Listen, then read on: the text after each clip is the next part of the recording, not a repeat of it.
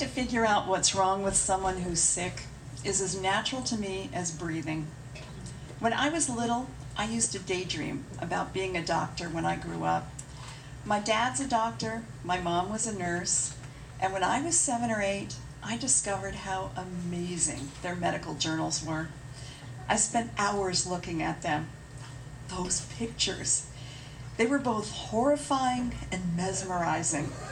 Big open sores, bodies covered by blistery rashes, tumors with teeth in them. And those black rectangles over their eyes? I didn't know they were for patient privacy. I tried to imagine what could be so hideous that they couldn't show them, considering what they were showing anyway. As I got older, I fell in love with TV medical shows. I started to feel sick one morning in 7th grade and ran through the possibilities in my mind.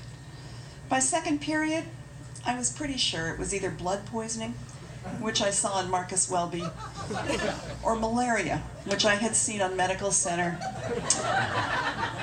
By third period, I realized it had to be malaria because of that itchy mosquito bite near my knee. It was a sobering diagnosis. I hoped that I wasn't too late for treatment. That guy on Medical Center, he almost died. I got a hall pass to go to the nurse and told her I was pretty sure I had malaria. I listed my symptoms. I had a really bad headache. I spent the morning feeling hot and feeling cold, then feeling hot again, and a mosquito bite, which was every symptom that guy on Medical Center had. She took my temperature, looked at me for a few seconds, and then told me to go lie down while she went to her office to call my mom to come get me. Honey, just so you know, you don't have malaria, my mom said as we walked to the car. How can you be sure? I asked her. I have all the symptoms. Shouldn't we at least pick up some quinine or something, just in case? She sighed. You don't need quinine. Trust me, there's no malaria outbreak in Albuquerque. You're probably coming down with the flu. She was right. I got to hone some of my diagnostic skills the summer before my senior year in high school when I worked in my dad's urology office. My job was to help with the phones, the filing, and the insurance forms. But what I really loved to do was read the clinical notes and cover up the diagnosis and try to guess what they had. Urinary tract infection? Kidney stone? Enlarged prostate? And yes, I did diagnose myself with 2 of those that summer. I was right about the urinary tract infection, wrong about the kidney stone, and quickly ruled out the enlarged prostate. It became clear to me that summer that what I really loved about medicine was trying to solve the puzzle. I had no desire to actually treat patients. I realized that a career in the medical field was probably not for me. Not that my math and chemistry grades would have gotten me into any reputable medical school anyway. My younger sister also daydreamed that she would be a doctor when she grew up, and today, she is a doctor. Watching her journey through medical school confirmed to me that I was not cut out to be an actual doctor.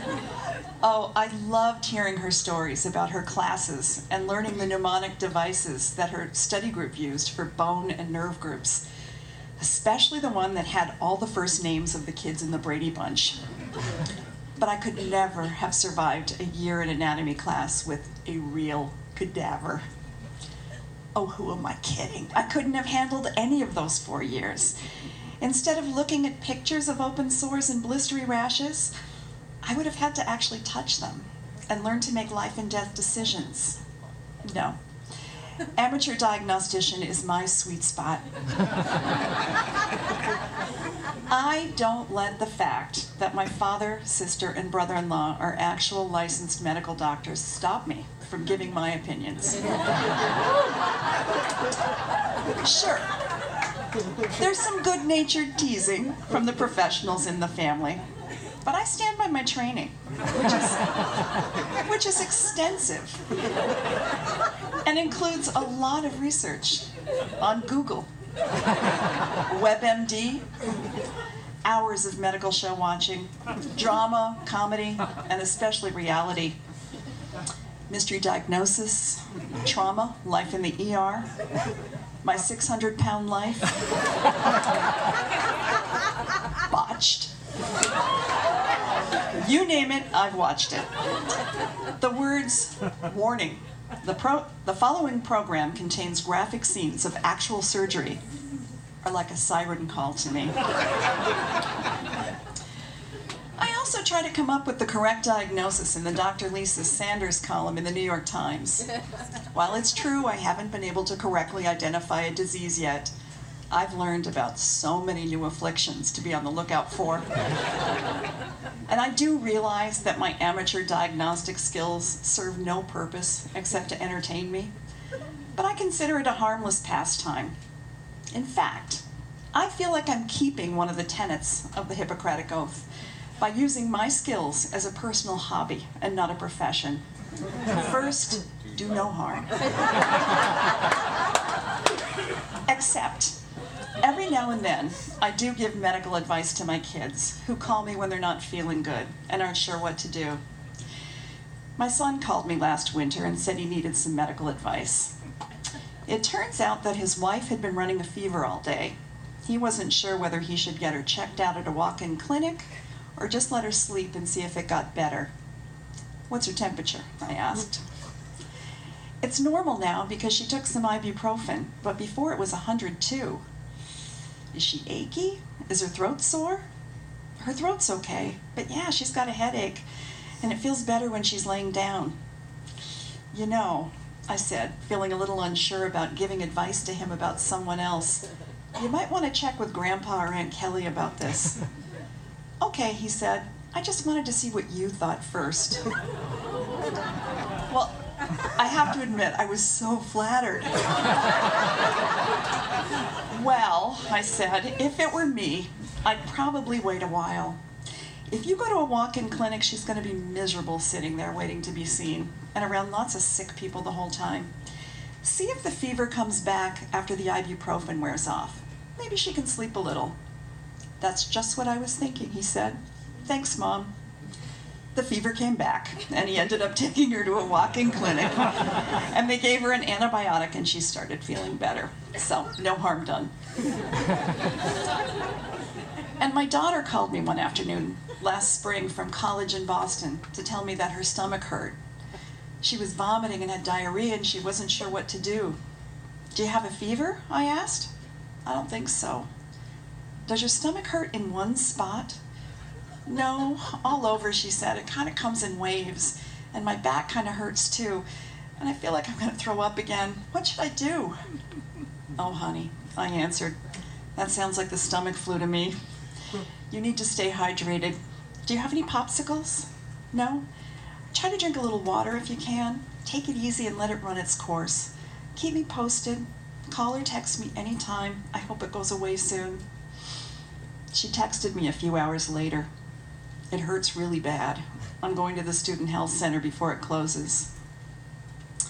I got a call a short while later. She was crying. Mom, they think it's my appendix. They're sending me to the hospital for a CAT scan. It's so scary. I wish you were here. Oh, shit, I said. Your appendix? What hospital? I'll be on the red eye and be with you before you wake up in the morning. I felt awful. What if she had laid there sipping water and her appendix had burst? I really thought it was just the stomach flu. From now on, I vowed, the only advice I'm going to give the kids is, go see a doctor. I packed a bag and we stayed in touch for the next few hours as she was seen in the ER, got an IV started, and waited for her CAT scan. I got a call from her before we left for the airport. Mom, they did the CAT scan, and it turns out I have acute gastroenteritis, the stomach flu. I'm feeling a little better, and they're sending me home. was actually woozy with relief. I was so happy she was okay and that she didn't need to have surgery 2,600 miles away from home. But if I'm being completely honest, I was also really happy that my diagnosis was right.